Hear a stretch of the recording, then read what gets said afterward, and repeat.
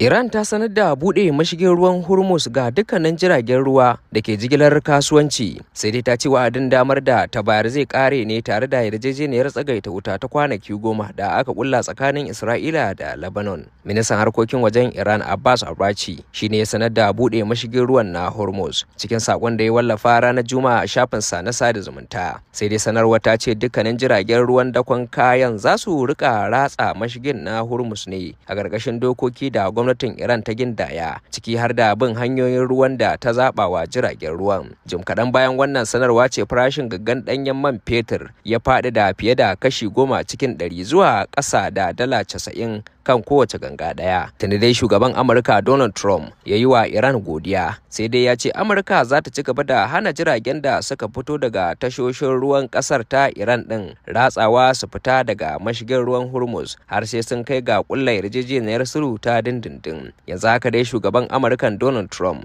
ya gode wa Iran bisa sanar da buɗe mashigin ga dukkanin jirage har zuwa ƙarshen tsagaita wuta. Trump ya bayyana hakan ne a wani sako da ya wallafa a shafinsa na sada zumunta, inda ya ce Iran ta sanar da buɗe mashigin Hormuz ga dukkanin jirage, saboda haka na gode. Matakin buɗe mashigin Hormuz na daga cikin muhimman abubuwan da ake ganin zai rage tashin hankali a yankin, tare da tallafawa harkokin kasuwanci na duniya musamman man fetur. Idan za a iya tunawa, a ranar 7 ga watan Afrilu ne aka kulla yarjejeniyar tsagaita wuta ta kwanaki 14 tsakanin Amurka da Iran.